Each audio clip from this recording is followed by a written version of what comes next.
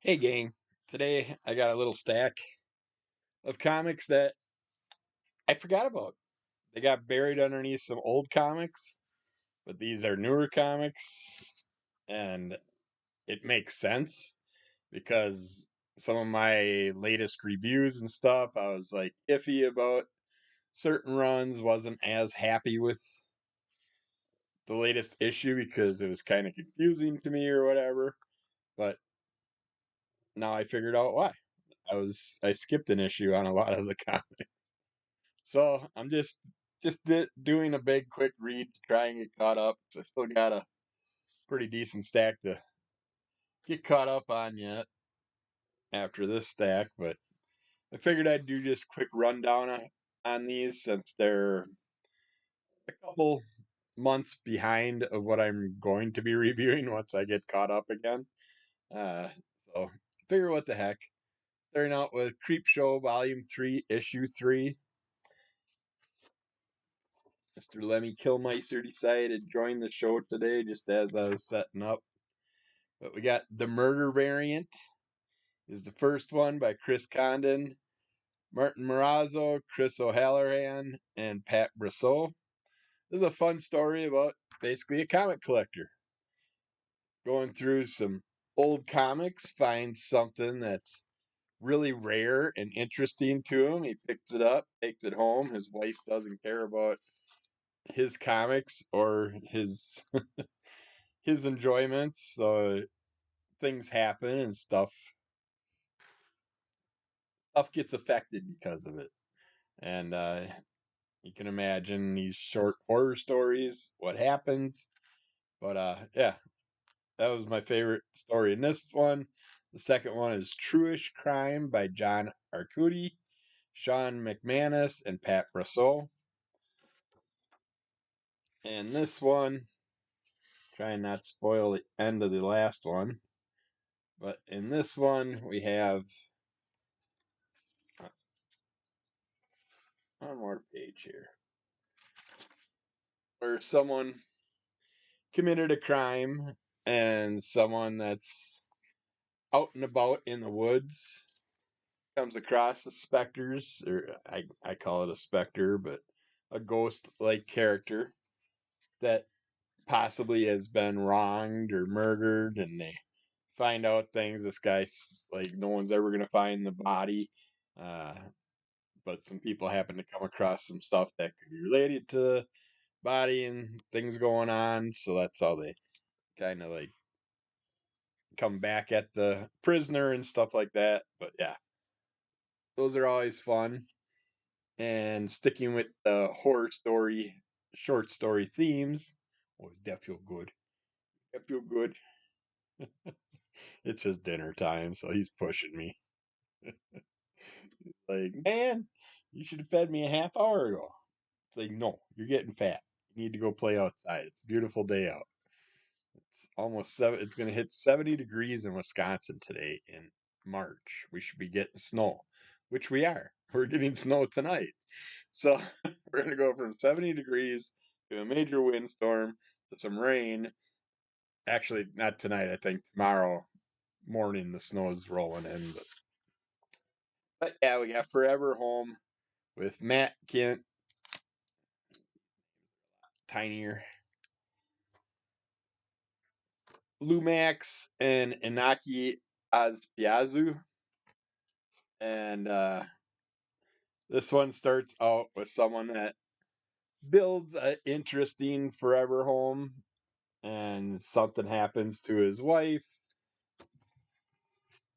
and he ends up getting haunted by his wife throughout the home. A bunch of interesting stuff, as you can imagine, will happen to him along the way. Then we got Some Things You Lose, Some Things You Give Away by Matthew Rosenberg and artist Kano, or Kano. But this story, get to the beginning. I don't want to show that because that'll show the end of the other one, but this is someone that is basically in contact with someone that's supposed to be on a trip and coming home and stuff. But yet he's got his own ghost in his closet. As you can see, there's a bunch of specter type, ghost type characters appearing throughout this village that have been wronged by a doctor. And things have happened, and he tries to deny everything. And the ghosts just come to get their revenge. And then our last story in this one is called, I love that cover, All New You by Joan Starr, Alexandri Tefenki, and Lulu Ridge. And in this story, you basically have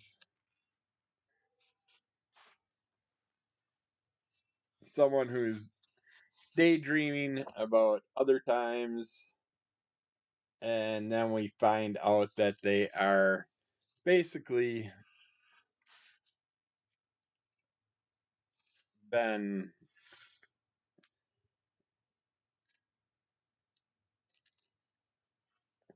abused, tricked, mistreated, all that stuff. But they basically come back to get them, as they always do. And yeah, those are very enjoyable. This one, I can't believe I didn't know that I never finished. And this is the issue 4 of Frankenstein.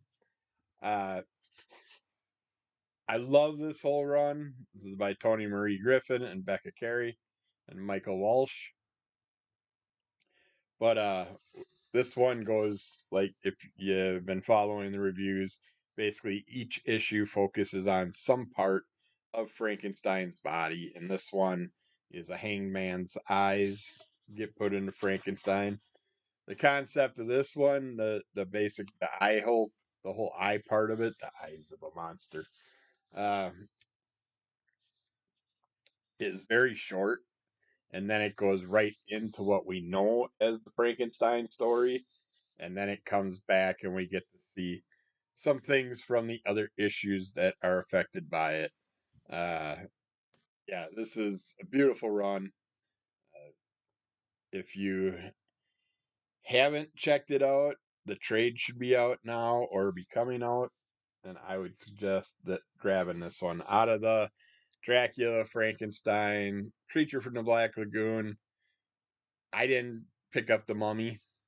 I stuck with those three. Wasn't thrilled with Dracula, which was a bummer. It was just too much on par with the original stories. Uh, Creature from the Black Lagoon was wonderful. I would have said Frankenstein was my favorite if they wouldn't have went back to the old school Frankenstein in the end and finished off. Probably 3/4 of that issue was playing off the old school Frankenstein stories, which we know those parts. I was enjoying seeing some new stuff to that story to add to that story. But Creature from Black Lagoon ended up winning that round for me. And like I said, I didn't check out the Mummy. I will if I find them in bargain bins or claim sales down the road. But yeah. Then we got Geiger, a wraparound color cover. It's usually red coat that I get the wraparound cover.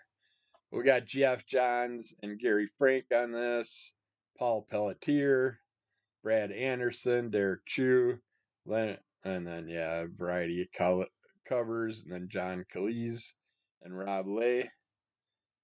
But this one we get it. It was the things I was missing. I'm like, they came into this village. When did they come into this village? But this shows our characters learning more about, right, we get to learn more about who's hunting Geiger and why, and the characters, and we also get to see the kids meet up with Geiger in their little nuclear suits that they're outside their village, which they're not supposed to be, and traveling around, and they bring Geiger and the knight and the dog back to their village, and that's how they get accepted in at first, and they start hanging out around there for a while. And find out in my last review what's going on in that village and stuff. But yeah, that was a great. I wish I would have caught that beforehand, and it would have made a lot more sense. But yeah, I was lost when I'm like, okay, did I read something about them being in a village? Then we got Venom War. It's Jeff #1 shot, I believe. Yeah, this should be Venom one shot. Uh, so we basically get to see Jeff being left alone when the characters basically take their little portal thing. American Chavez comes and takes our little hawk girl, or I can't, Kate Bishop. Uh, and Jeff's supposed to go with them, but he was being attacked by a symbiote, and they don't know that's going on, so they're like, "Well, too late for you. We're out of here." And Jeff has to deal with a symbiote attacking him, and then Jeff becomes part of the symbiote and goes around town causing a bunch of problems. Actually, does good things as the symbiote, so he does play off the Venom character well, and other people in the town also start having to deal with symbiote problems, and Jeff comes in to try and save them. Wonderful book as usual. I don't care if you're a hater and you hate Jeff, you just have no fun in your life. It's, as far as I'm concerned, that's why. There's another one that I was very confused where they were at. I'm like, geez, they're just jumping from character to character with each issue, and we're not getting much storyline between focusing on a character other than what's his name, Zorkov or whatever, the first story character that we dealt with, or Zarkov, or can't think how to say a name, but this is David Pepose, Jonathan Lau, Andrew Dahlhaus, Taylor Esposito, and Joseph Rybrandt. But yeah, the ship crash lands on a planet. They have to deal with kids have to deal with beings on the planet. Space Ghost is dealing with some other characters.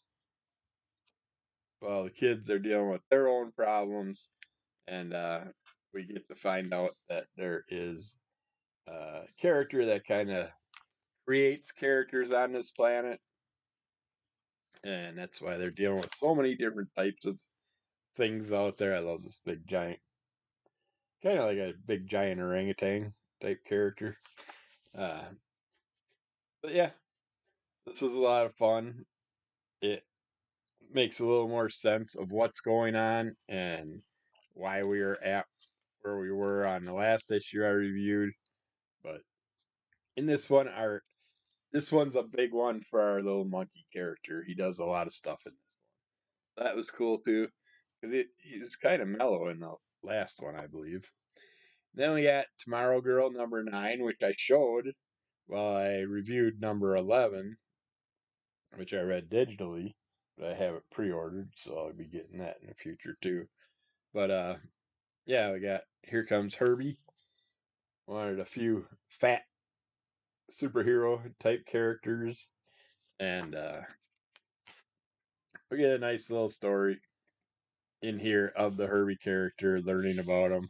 He's just watching other superheroes do whatever. He's got this thing with his sucker that he's always running around with.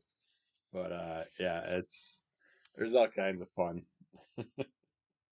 villains and characters throughout this book that they have to deal with, and a certain mouse character that kind of plays off another mouse you may know, uh, and mouse cat type storyline going on there. Now we get a fun little Herbie and the Humperdinck Ray story in here to kind of explain how Herbie kind of became what he became. And the ray was supposed to be used to do something else, but Mouse keeps eating the electrical wires when they do. Herbie keeps transforming. And it's just, yeah, it was really fun watching the character go through his different metamorphoses and stuff like that.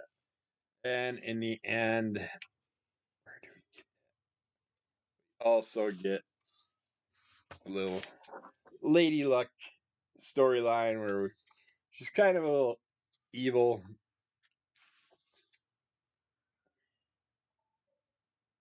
kind of a evil burglar style character, and you get to follow along. It's kind of more noir setting for it, and this also has the two different covers on it.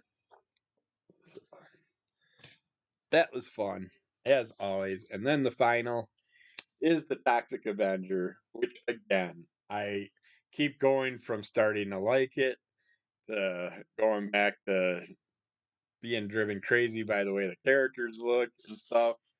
But this one made me enjoy the characters more. So if I would have read this one before the last one, I think I would have enjoyed the last one more. But we get to see some more characters in here. Another new one, a brown blob character that ends up eating a bunch of radiation stuff and growing in basically eventually gets to like kaiju size. So uh but yeah, this story I like. So I'm conflicted with the Toxic Avenger. But yeah, I'm gonna do the rest of them in another video once I get them all read. Hopefully this weekend I can bust through them. Then I can get back on track with the stuff I was reading and get back to the new stuff that's up to date. But yeah, when you're in the process of moving, stuff gets mixed up all over the place. So that's it for today, boys and girls. Uh, hope you enjoyed it. You can keep following Under the Cult of MS, rate, review, subscribe, tell a friend. Give us those likes. Check out Crimson Cult Comic Club for our group podcast, creator interviews, all that good stuff. I'm not going to do previews anymore since this whole thing with previews catalog and all that stuff.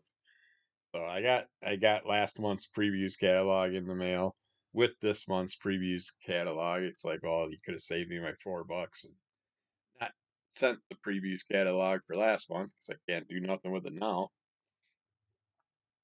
But yeah, it's just those are long winded. Maybe after I get this whole house situation figured out, maybe I'll go back to it, but I don't think it was really a big call for anybody because most people in our community focus mainly on Marvel, DC, and then a few independents. I'm more of an independent person, so I don't know. Doesn't really pay to